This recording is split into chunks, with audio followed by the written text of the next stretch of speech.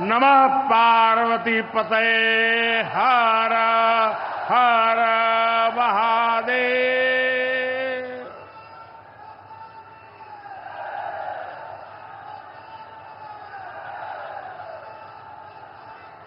सावन के पावन महीने में आज हमके काशी के हमरे परिवार के लोगन से मिले का अवसर मिलल है। हम काशी के हर परिवारजन के प्रणाम करत है।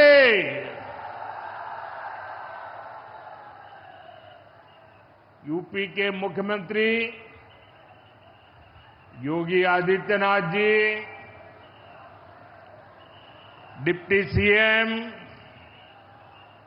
केशव प्रसाद मौर्य जी, ब्रजेश पाठक जी,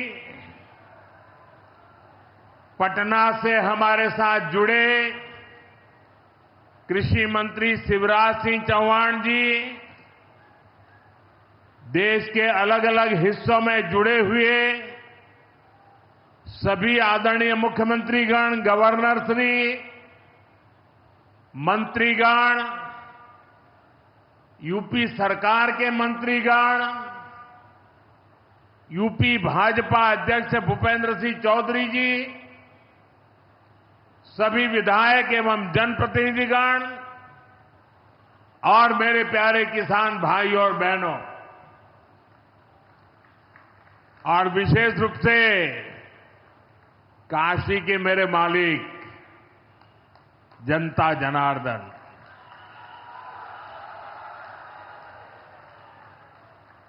आज हम काशी से देश भर के लाखों किसानों से जुड़े हुए हैं।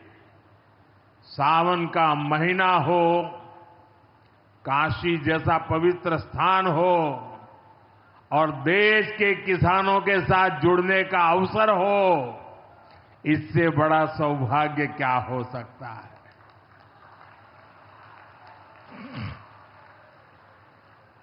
आज मैं ऑपरेशन सिंदूर के बाद पहली बार काशी आया हूं।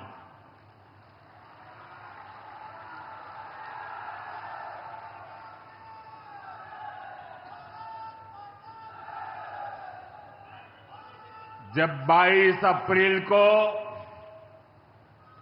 पहलगाम में आतंकी हमला हुआ था,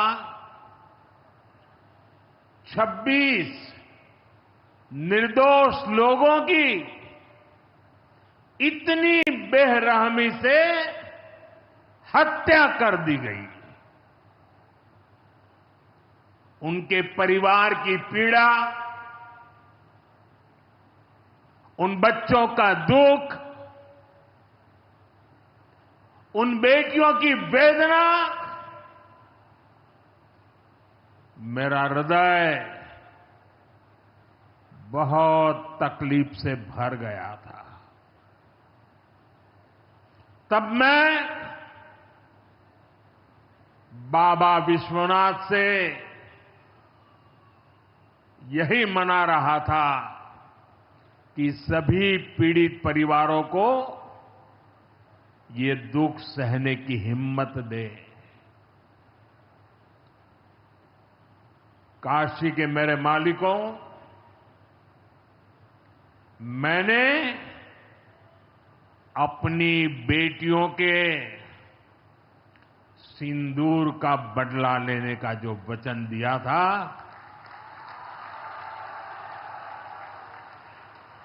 वो भी पूरा हुआ है। ये महादेव के आशीर्वाद से ही संभव हुआ है। मैं ऑपरेशन सिंदूर की सफलता को उनके चरणों में समर्पित करता हूं।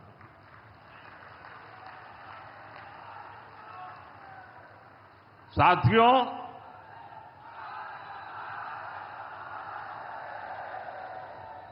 इन दिनों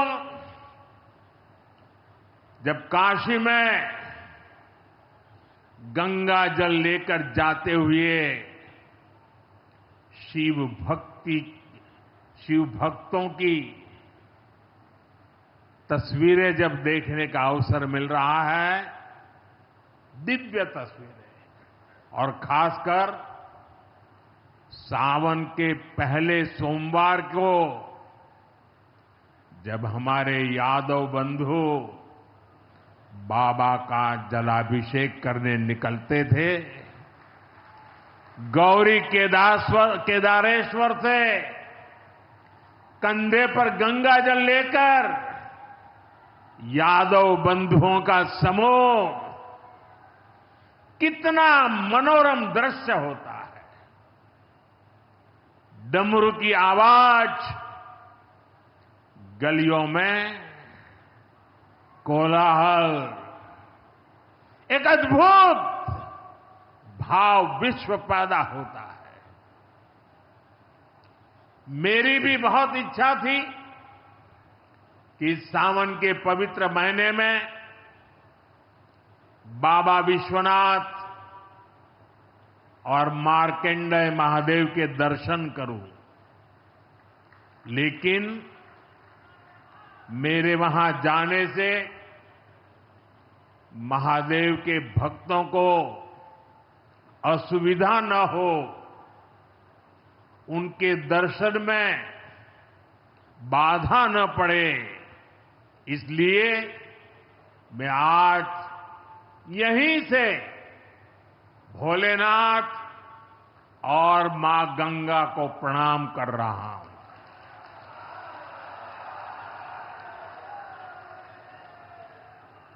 हम सेवापुरी के ई मंच से बाबा काशी विश्वनाथ के प्रणाम करत है। नमः पार्वती पते हर हर महादेव।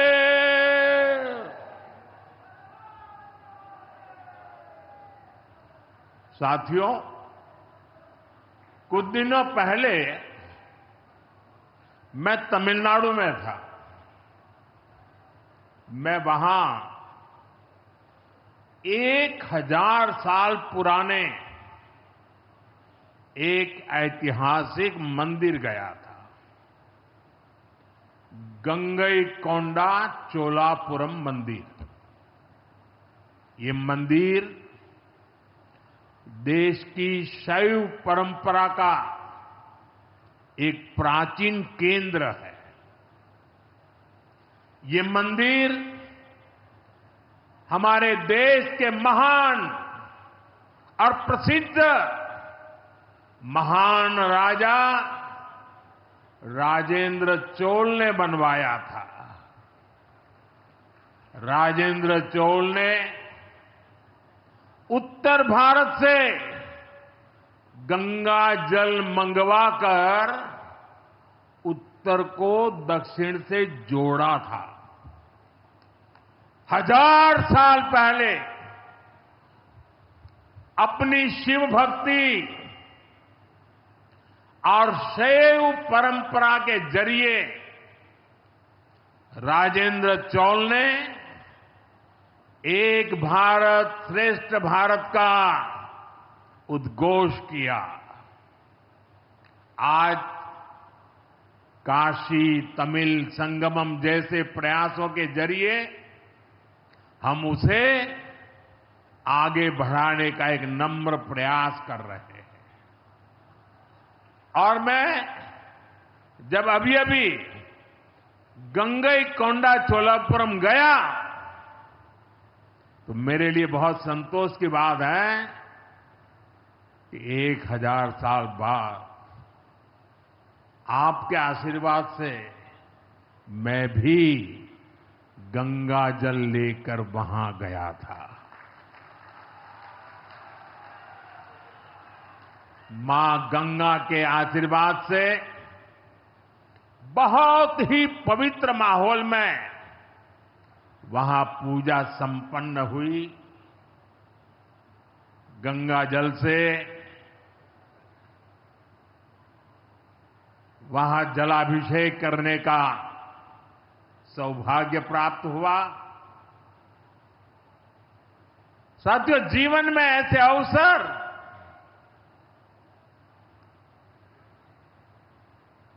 बहुत प्रेरणा देते हैं। देश की एकता की हर बात नई चेतना जगा देती है और तभी तो ऑपरेशन सिंदूर सफल होता है।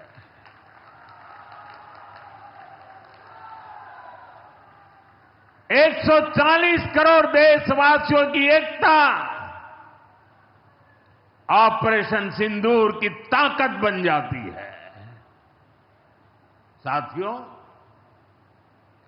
ऑपरेशन सिंदूर जवानों के पराक्रम का वो पल और आज किसानों को प्रणाम करने का अवसर। आज यहां एक विराट किसान उत्सव का आयोजन हो रहा है। देश के 10 करोड़ किसान भाइयों बहनों के खातों में 21,000 करोड़ रुपए पीएम किसान सम्मान निधि के रूप में भेजे गए हैं। और जब काशी से धन जाता है ना, वो तो अपने आप प्रसाद बन जाता है।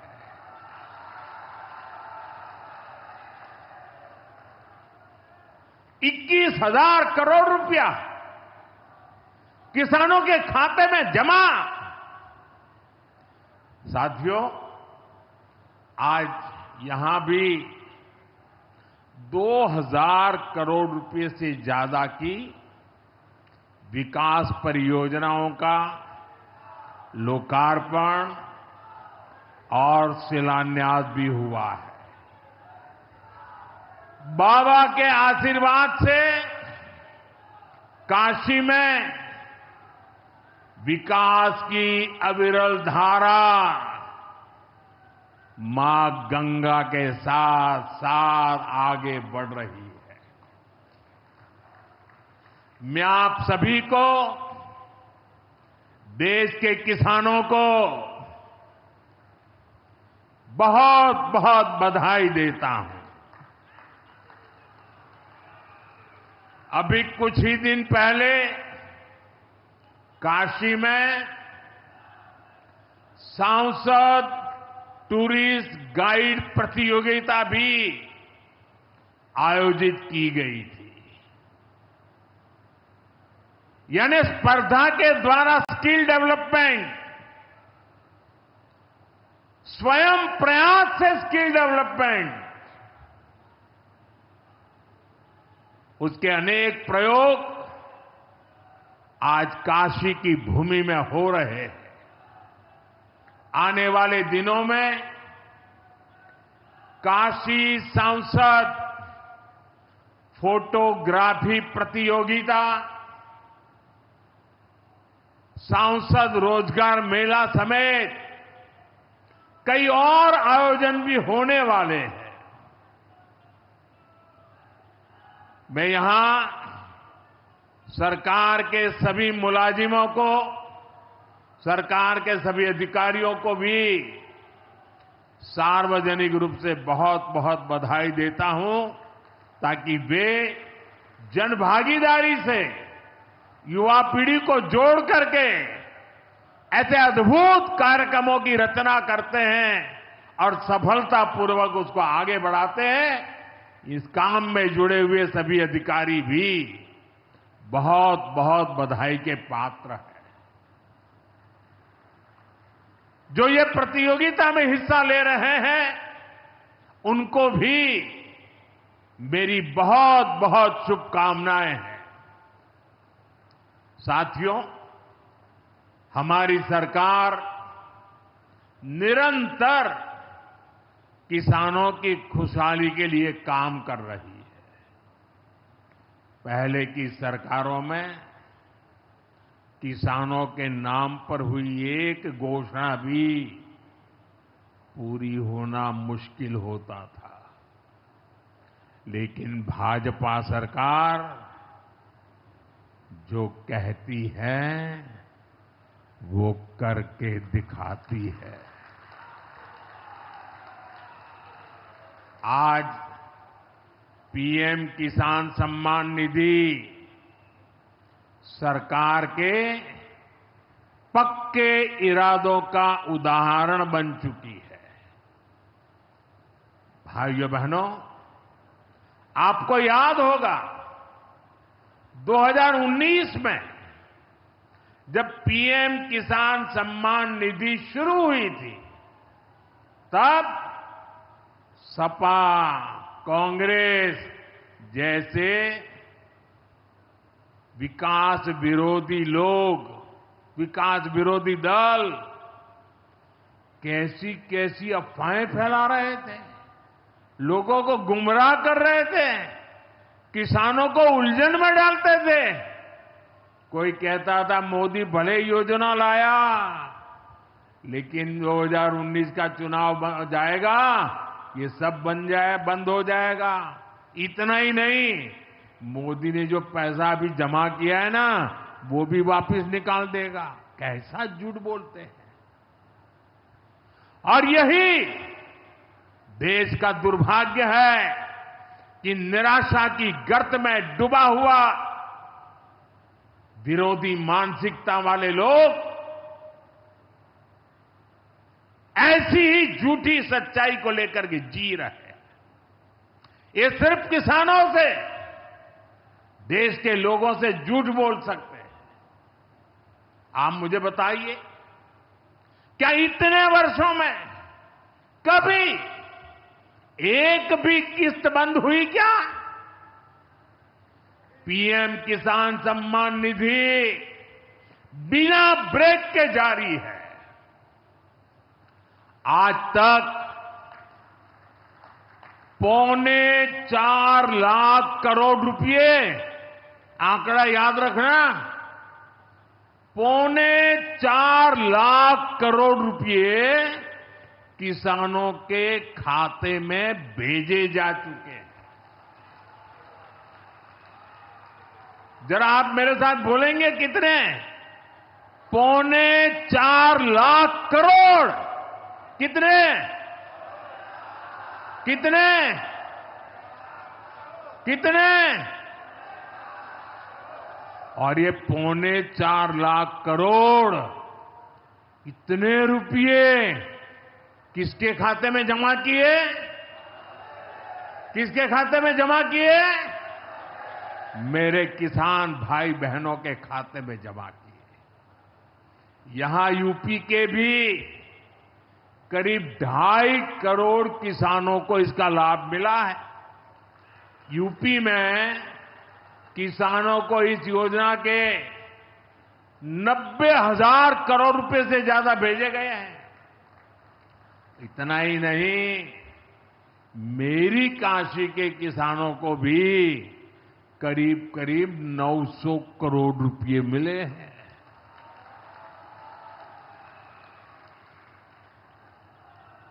आपने ऐसा सांसद चुना कि आपके खाते में 900 करोड़ रुपया आया है।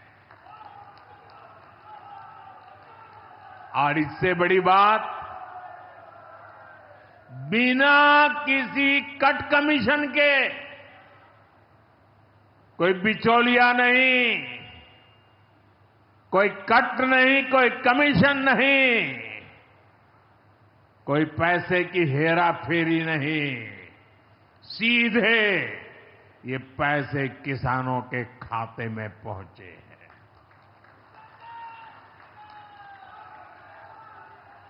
और मोदी ने ये परमानेंट व्यवस्था बना दी है। ना लीकेज होगी, न गरीब का हक छीना जाएगा। साथियों, मोदी के विकास का मंत्र है।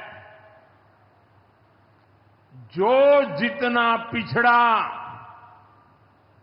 उसे उतनी ज्यादा प्राथमिकता। जो जितना पिछड़ा उसे ज्यादा प्राथमिकता। इस महीने केंद्र सरकार ने एक और बड़ी योजना को मंजूरी दी है। इसका नाम है प्रधानमंत्री धन धान्य कृषि योजना। इस योजना पर 24,000 करोड़ रुपए किसानों के कल्याण के लिए, कृषि व्यवस्था के लिए, कृषि विकास के लिए 24,000 करोड़ रुपए खर्च किए जाएंगे। देश के ऐसे जिले जो पिछली सरकारों की गलत नीतियों के कारण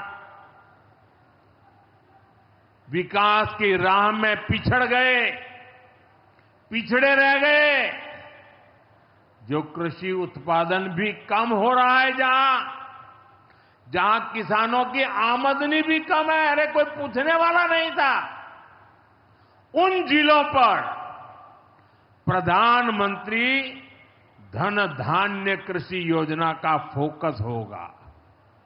इससे यूपी के भी लाखों किसानों को फायदा होगा। साथियों, किसानों के जीवन में बदलाव के लिए, उनकी आय बढ़ाने के लिए, खेती पर होने वाला खर्च कम करने के लिए एनडीए सरकार पूरी शक्ति से काम कर रही है, पूरी ताकत लगा रही है। हम बीज से बाजार तक किसानों के साथ खड़े हैं। खेतों तक पानी पहुंचे, इसके लिए देश में लाखों करोड़ रुपए की सिंचाई योजना चलाई जा रही है। साथियों, किसानों के सामने एक बड़ी चुनौती मौसम की होती रही है। कभी ज्यादा बारिश हो गई, कभी ओला गिर गया, पाला पड़ गया। किसानों को इससे सुरक्षा देने के लिए पीएम फसल बीमा योजना शुरू हुई। इस योजना के तहत, यह आंकड़ा भी याद रखिए, इस बीमा योजना के तहत अब तक 2.25 लाख करोड़ रुपए, 2.25 लाख करोड़ रुपए से ज्यादा का क्लेम किसानों को दिया जा चुका है।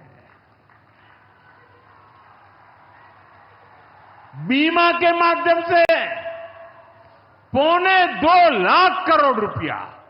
कितना बताएंगे? कितना? 2.25 लाख करोड़ रुपया। साथियों, हमारी सरकार यह भी सुनिश्चित कर रही है कि आपको आपकी फसल की सही कीमत मिले। इसके लिए फसलों की एमएसपी में रिकॉर्ड वृद्धि हुई है। धान और गेहूं जैसी प्रमुख फसलों की एमएसपी भी बढ़ाई गई है। आपकी उपज सुरक्षित रहे, इसलिए सरकार देश में हजारों नए गोदाम भी बनवा रही है। भाइयों बहनों, हमारा जोर कृषि अर्थव्यवस्था में महिलाओं की भागीदारी बढ़ाने पर भी है। हम लखपति दीदी अभियान चला रहे हैं। हमारा लक्ष्य देश में 3 करोड़ लखपति दीदी बनाने का है। 3 करोड़ लखपति दीदी। ये सपा वाले तो ये आंकड़ा सुनकर के ही साइकिल लेके भाग जाएंगे। अब तक 1.5 करोड़ से ज्यादा लखपति दीदी भी बन चुकी है। 3 करोड़ का लक्ष्य में से आधा काम पूरा कर लिया। 1.5 करोड़ गांव में काम करने वाली गरीब परिवार की, किसान परिवार की हमारी बहनें, 1.5 करोड़ बहनें लखपति दीदी बन जाए, ये बहुत बड़ा काम हो रहा है। सरकार के ड्रोन दीदी अभियान ने भी लाखों बहनों की आय बढ़ाई है। साथियों, हमारी सरकार कृषि से जुड़ी आधुनिक रिसर्च को खेतों तक पहुंचाने में भी जुटी है। इसके लिए मई और जून के महीने में खास तौर पर विकसित कृषि संकल्प अभियान चलाया गया। लैब से लैंड के मंत्र के साथ 1.25 करोड़ से अधिक किसानों से सीधा संवाद किया गया। हमारे देश में माना गया है और यह व्यवस्था भी है कि कृषि ये राज्य का विषय है और सही भी है, लेकिन उसके बावजूद भी भारत सरकार को लगा, एनडीए सरकार को लगा, मोदी सरकार को लगा कि भले विषय राज्य का हो, राज्य करे, कर पाए न कर पाए, बहुत से राज्य जो नहीं कर पाते हैं,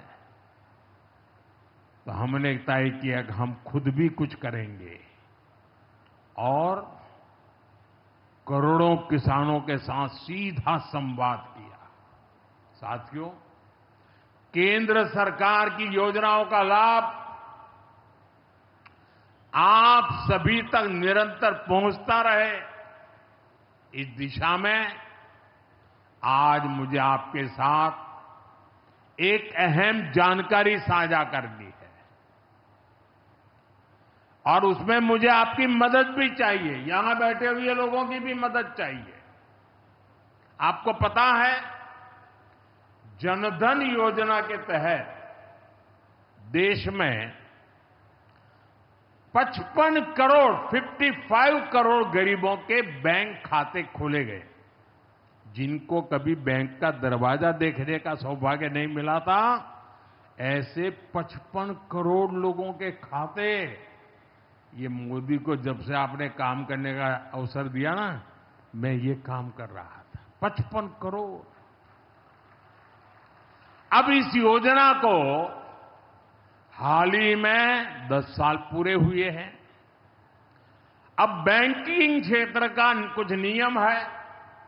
वो नियम ये कहते हैं कि 10 साल बाद बैंक खातों का दोबारा से केवाईसी करना जरूरी होता है।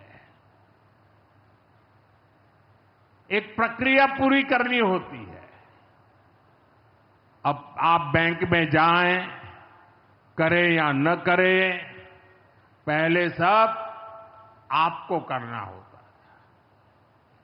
अब मैंने थोड़ा आपका भार कम करने का बीड़ा उठाया है, तो मैंने बैंक वालों से कहा कि लोग आएं, केवाईसी करें, अच्छी बात है। हमें नागरिकों को हमेशा जागृत रखना चाहिए, लेकिन हम क्या एक अभियान चला सकते हैं? मैं आज रिजर्व बैंक का, हमारे देश की सभी बैंकों का, बैंक के सभी कर्ता धर्ताओं का हृदय से अभिनंदन करना चाहता हूं। आज उन्होंने एक ऐसा काम उठाया है जो हमें गर्व से भर देता है। बैंक के लोग इस 10 करोड़ लोगों को, अरे 10 साल के बाद ये 55 करोड़ लोग अपना फिर से रिव्यू करें, इसलिए केवाईसी जो करना है, इस काम को पूरा करने के लिए 1 जुलाई से देश भर में बहुत बड़ा अभियान चल रहा है। हमारे बैंक स्वयं हर ग्राम पंचायत तक पहुंच रहे हैं, वहां पर जाकर के मेला लगाते हैं। अब तक ऐसी करीब 1 लाख ग्राम पंचायत में बैंक अपने कैंप, अपना मेला लगा चुके हैं। लाखों लोगों ने दोबारा अपना केवाईसी भी करा लिया है और ये अभियान आगे भी चलने वाला है। मैं ऐसे हर साथी जिसका जनधन खाता है उससे आग्रह करूंगा कि वो फिर से अपना केवाईसी जरूर करा ले। साथियों, ग्राम पंचायतों में बैंक जो स्पेशल कैंप लगा रहे हैं, अभी भी लाखों पंचायतों का काम जारी है। मैं समझता हूं कि इन कैंप का फायदा उठाना चाहिए और उसके कई फायदे हैं। एक और फायदा भी है, इन कैंपों में प्रधानमंत्री सुरक्षा बीमा योजना, प्रधानमंत्री जीवन ज्योति बीमा योजना, अटल पेंशन योजना, ऐसी अनेक योजनाओं का रजिस्ट्रेशन भी हो रहा है। और ये बीमा तो ऐसा है कि एक चाय के खर्चे से भी कम खर्चा लग जाता है। ये योजनाएं आपकी बहुत मदद करती है। इसलिए बैंकों ने जो जितना बड़ा अभियान चलाया है, आप इसका बहुत फायदा लीजिए। पूरे देश के लोगों से मैं कहता हूं, आप इन कैंपों में जरूर जाइए। अब अगर आप अब तक इन योजनाओं से नहीं जुड़े हैं तो उनके लिए रजिस्ट्रेशन करवाइए और अपने जनधन खाते का केवाईसी भी कराइए। मैं भाजपा के और एनडीए के सभी प्रतिनिधियों से कहूंगा कि वो ज्यादा से ज्यादा लोगों को इस अभियान के प्रति जागरूक करें। बैंकों से बात करें कब कैंप कहां लगने वाला है, वो क्या मदद हम कर सकते हैं। हम सामने से होकर बैंकों के इतने बड़े काम में हाथ बटाएं, उनको मदद करें और ज्यादा से ज्यादा लोगों को, जहां भी कैंप लगता है उस इलाके के लोगों को इस अभियान से जोड़े।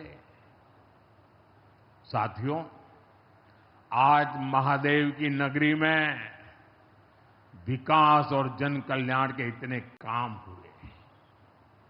शिव का अर्थ ही होता है, शिव का मतलब ही है कल्याण। लेकिन शिव का एक रूप और भी है। शिव का एक रूप तो कल्याण है, शिव का दूसरा रूप है रुद्र रूप। सामने जब आतंक और अन्याय होता है तब हमारे महादेव रुद्र रूप धारण करते हैं। ऑपरेशन सिंदूर के दौरान दुनिया ने भारत का यही रूप देखा है। भारत पर जो वार करेगा वो पाताल में भी नहीं बचेगा।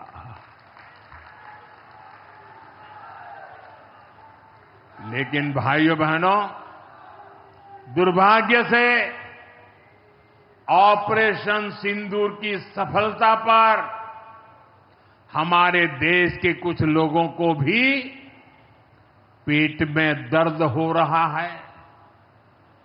ये कांग्रेस पार्टी और उनके चेले चपाटे, उनके दोस्त इस बात को पचा नहीं पा रहे कि भारत ने पाकिस्तान के आतंकी ठिकानों को तबाह कर दिया। मैं मेरे काशी के मालिकों से पूछना चाहता हूं, भारत की ताकत से आपको गर्व होता है कि नहीं होता है? ऑपरेशन सिंदूर से गर्व होता है कि नहीं होता है? आतंकियों के ठिकानों को नष्ट करने का आपको गर्व होता है कि नहीं होता है? साथियों, आपने वो तस्वीरें देखी होगी, कैसे हमारे ड्रोन्स, हमारे मिसाइल्स ने सटीक वार करके आतंक के हेडक्वार्टर्स को खंडहर बना दिया। पाकिस्तान के कई सारे एयरबेस तो आज भी आईसीयू में पड़े हैं। पाकिस्तान दुखी है, ये तो सब कोई समझ सकता है, लेकिन पाकिस्तान का ये दुख कांग्रेस और सपा से सहन नहीं हो पा रहा। उधर आतंक का आकार होता है, इधर कांग्रेस सपा वाले आतंकियों की हालत को देखकर रोते हैं। साथियों, कांग्रेस हमारी सेनाओं के पराक्रम का लगातार अपमान कर रही है। कांग्रेस ने ऑपरेशन सिंदूर को तमाशा कहा है। आप मुझे बताइए, सिंदूर कभी भी तमाशा हो सकता है क्या? हो सकता है क्या? क्या सिंदूर को तमाशा कोई कह सकता है क्या? हमारी सेना का पराक्रम और बहनों के सिंदूर का बदला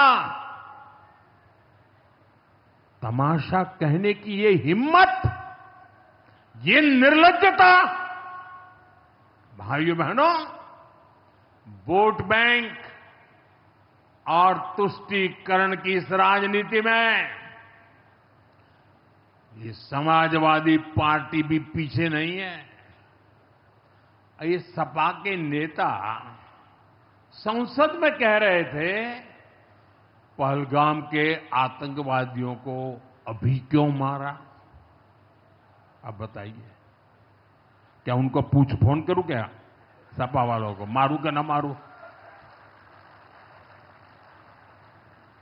कोई मुझे बताए भाई, सामान्य बुद्धि से बताए, क्या आतंकवादियों को मारने के लिए भी क्या इंतजार करना चाहिए क्या? क्या उन्हें भागने का मौका देना था क्या?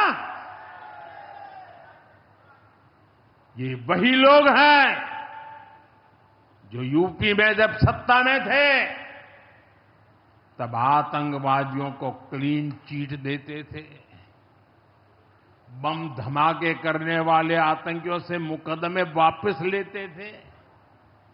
अब उन्हें आतंकवादियों के मारे जाने पर परेशानी हो रही है। इन्हें ऑपरेशन सिंदूर के नाम पर परेशानी हो रही है। मैं इन लोगों को काशी की धरती से कहना चाहता हूं, ये नया भारत है।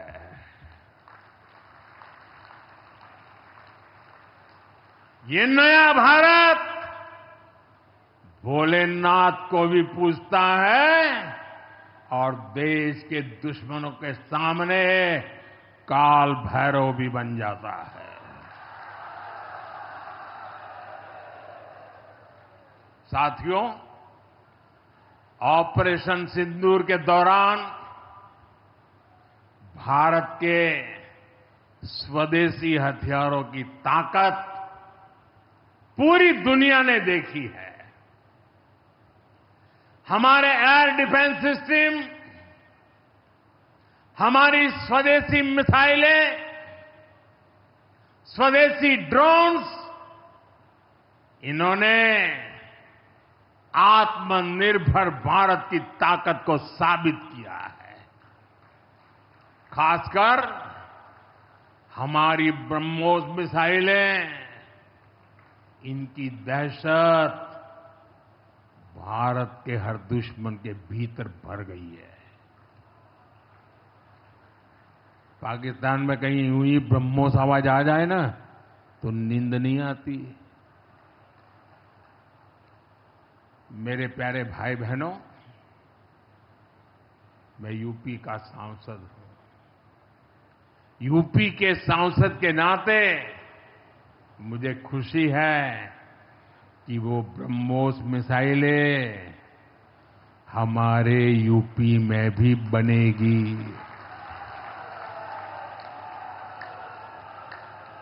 लखनऊ में ब्रह्मोस मिसाइल की मैन्युफैक्चरिंग शुरू हो रही है। यूपी डिफेंस कॉरिडोर में भी कई बड़ी डिफेंस कंपनियां अपने प्लांट लगा रही है। आने वाले समय में यूपी में बने हथियार, हिंदुस्तान के हर भाग में बने हथियार भारतीय सेनाओं की ताकत बनेंगे। मुझे साथियों बताइए, जब ये आत्मनिर्भर सैन्य शक्ति की बात सुनते हैं, आपको गर्व होता है कि नहीं होता है? जरा पूरी ताकत से हाथ ऊपर करके बताइए, आपको गर्व होता है कि नहीं होता है? गर्व होता है कि नहीं होता है?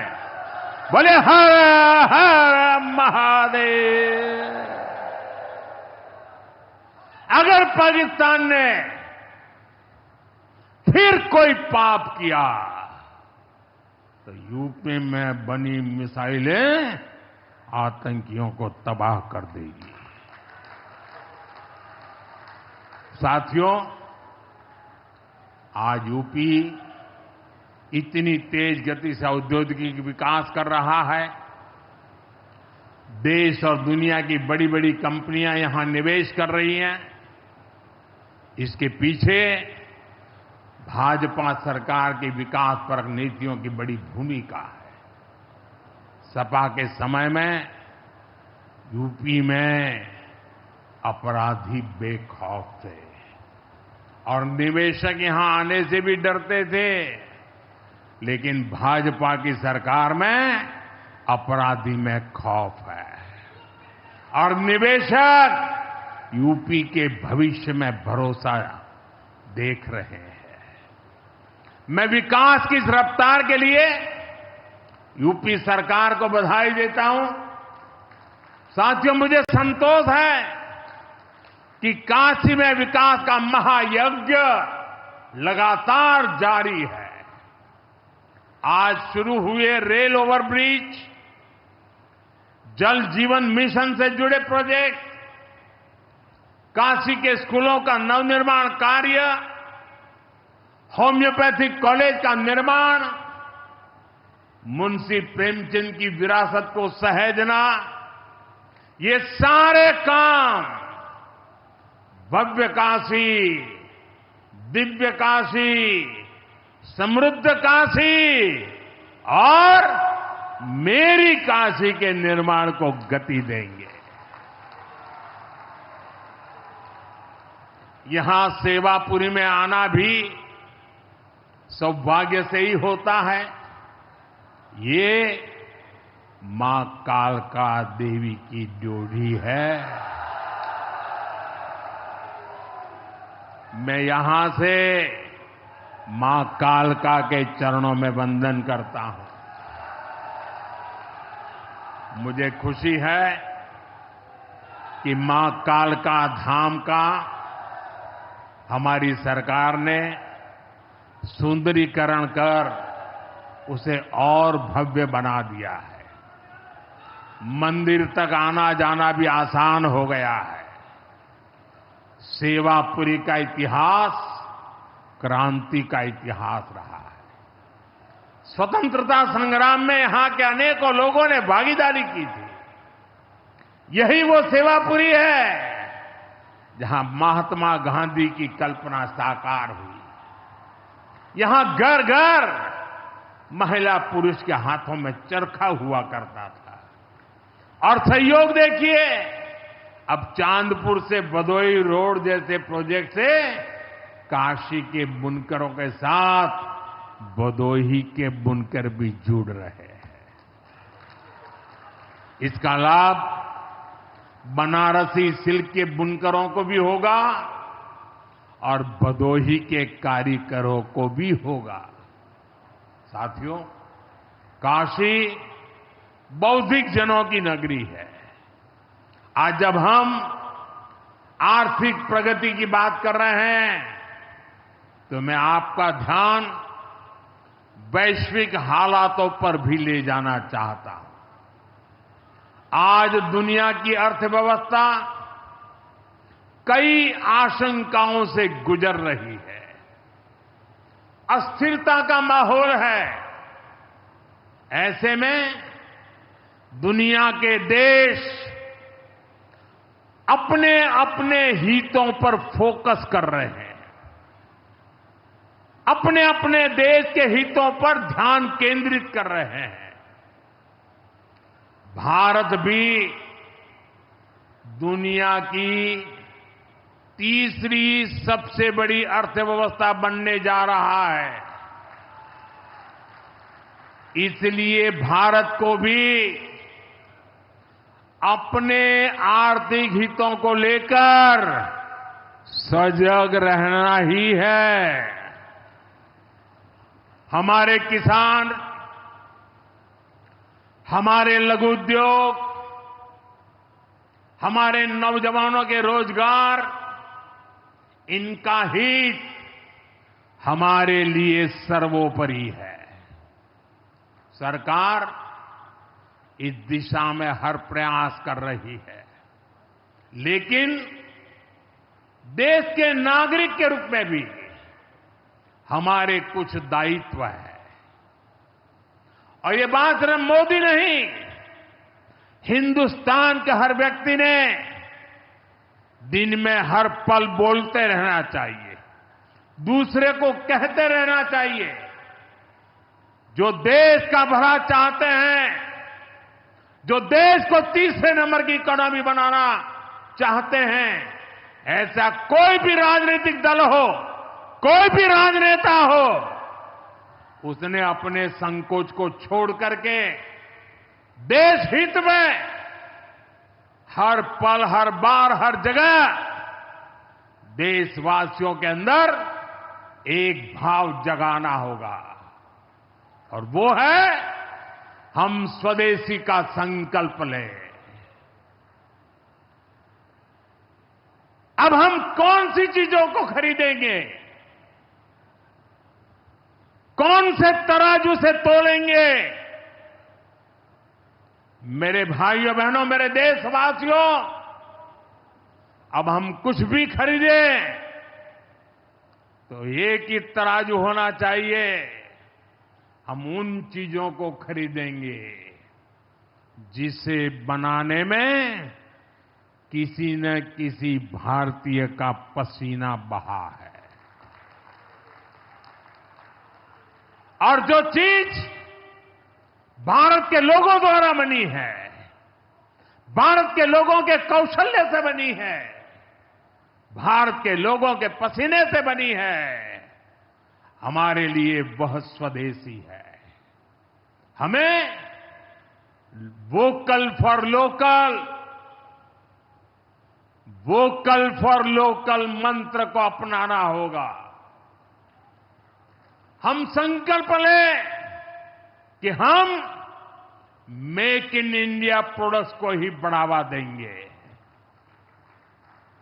हमारे घर में जो कुछ भी नया सामान आएगा, मैं नए सामान की बात कर रहा हूं, हमारे घर में जो भी नया सामान आएगा वो स्वदेशी ही होगा।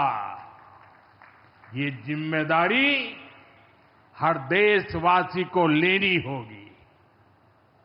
और मैं आज मेरे व्यापार जगत के भाई बहनों से विशेष आग्रह करना चाहता हूं। मैं मेरे दुकानदार भाई बहनों से आग्रह करना चाहता हूं, जब दुनिया इस प्रकार से अस्थिरता के माहौल से गुजर रही है, तब हम भी, चाहे व्यापार हो, छोटी दुकान हो, कारोबार करते हो, अब हम हमारे यहां से सिर्फ और सिर्फ स्वदेशी माल ही बेचेंगे।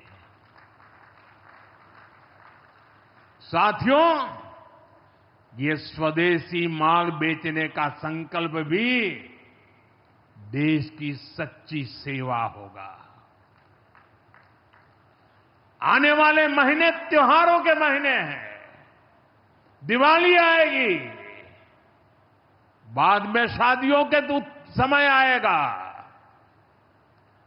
हर पल अब स्वदेशी ही खरीदेंगे। मैंने जब देशवासियों को कहा था मेड इन इंडिया, अब विदेशों में जाकर के शादियां कर करके देश का धन मत लुटाओ। और मुझे खुशी है, कई नौजवान मुझे चिट्ठी लिखते थे कि हमारा परिवार तो विदेश में शादी करना तय किया था, लेकिन आपकी बात सुनकर के अब हमने वहां का सारा कैंसिल कर दिया। थोड़ा खर्चा भी हो गया, लेकिन अब हम भारत में ही शादी करेंगे। हमारे यहां भी बहुत अच्छे स्थान है जहां शादी ब्याह हो सकता है। हर बात में स्वदेशी का भाव आने वाले दिनों में हमारा भविष्य तय करने वाला है दोस्तों। और ये महात्मा गांधी को भी बड़ी श्रद्धांजलि होगी। साथियों, सबके प्रयास से ही विकसित भारत का सपना पूरा होगा।